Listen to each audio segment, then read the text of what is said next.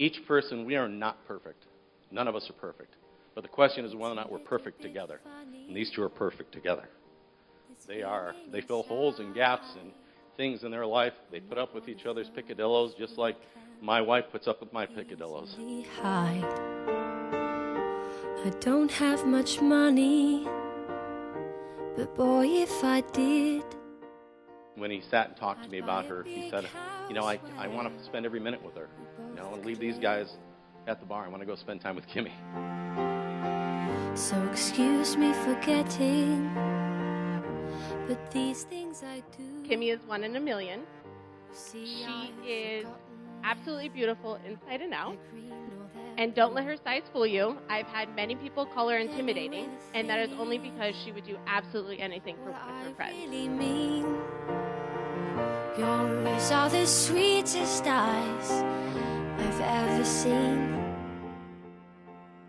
Eric is a person I feel like, since I've known him, it's always been an important aspect of his life that he's incorporated everyone around him, and he's used that to develop himself and better the people that he's included in that group, and that's always been probably my favorite characteristic of him as a friend. He supported me in dark times, difficult times in my life, and I know he was happy to do it, and I appreciate that so much as a friend. Now you're in the world. If I was a sculptor, but then again, no. Or a girl who makes potions in a traveling show. I know it's not much, but it's the best I can do. My gift is my song, and this one's for you.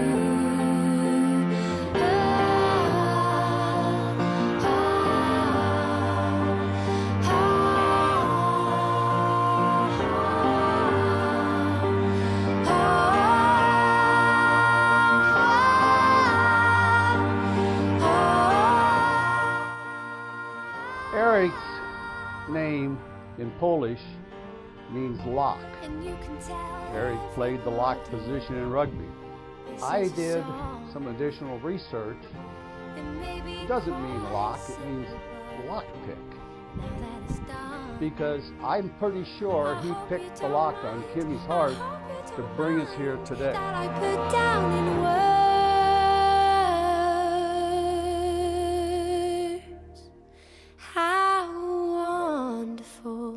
Life is, now you're in the world.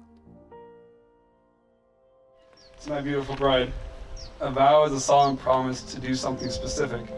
The first thing that came to my mind was to love you forever, but I already planned on doing that. And then I thought about promising always to push in my chairs, or maybe promise to stop calling Omahas when we go out. But I wanted to be realistic. So here's my promise to you, Kimmy. I'll always be the man waiting for you to come home to me. I promise to be the husband who loves you unconditionally. I promise to hold your hand while swinging our arms, showing the world how happy you make me. I promise to remind you how spectacular you are to the world, to show you that anyone who comes into your life is better for it. I promise to be the father to our future children by showing them how to love and show compassion to all people, and be their role model to raise them with the morals they need to navigate this ever-changing world. And finally, to pick them up when they fall, just like how you carried me so many times. Even though you are half my size, you are so much stronger than me. It is your strength that I know our love will grow, and I can't do anything but love you. So I solemnly promise to take your hand and never let go.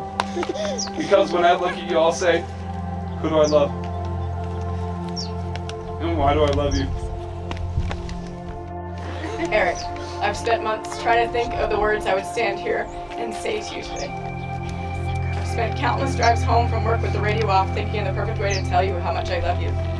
But it wasn't coming together. Maybe it was the pressure of the fact that I'm an English teacher. And I feel like everyone will be grading me on the AP 9-point rubric. Or the fact that you, of course, turned it into a competition to see who would win vows. That gave me such writer's block. But either way, my perfectly woven rhetoric and parallel structure seemed to keep falling flat. Everything I wanted to say came out cliched, and that was the problem, because our love isn't anything but a cliche. Our love is more than what could be written in a fairy tale or a movie, because it isn't linear. It has never followed the traditional plotline of anyone else's love story, but that is what makes it so special. I feel like describing the love I feel is like trying to describe an abstract picture, kind of like the one that hangs in your mom's house that you claim is two people dancing when all I see is a duck in a pirate hat. When I talk about it, I start to realize that I sound a little nuts. Our nicknames, our pet sloth, the way that you can turn any inanimate object like a pillow or blanket into a character with its own feelings and voice. I could describe all the things that I love and admire about you. Your drive, your kind heart, the way you can make me laugh in the most inappropriate times, or when I'm sad or when I'm incredibly angry with you. The way you've made me a better person and teacher and friend. But those things don't encompass us, not all of us at least. Because our love is like that abstract picture. It's messy and complicated in all the right ways. That on the surface, it's sometimes hard to describe. But when I look at it,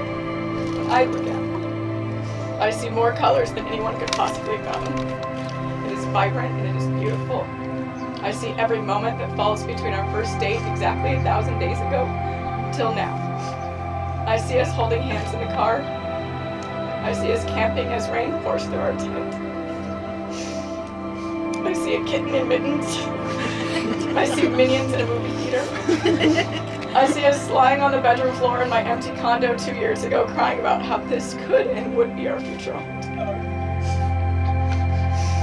I see I love yous and I'm sorry's, obstacles and triumphs. It's all there. I look into your eyes right now and I see it. Our past and our future smudged into one. And it's the most beautiful picture I've ever seen.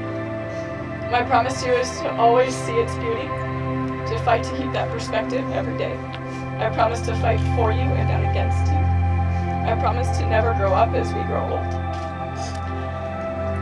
I promise to remember that even when you don't push in your chair, and it ends up in the middle of the living room somehow, how lucky I am to share dinner with somebody I love. Which according to habit is a promise I'm going to have to keep more often than others. On our first official date as boyfriend and girlfriend, you told me you loved me. I didn't say it back. I promised to spend the rest of my life making up for that moment by showing you every single second of every single day how incredibly loved you are. I felt it then, I feel it now, and I promise I always will.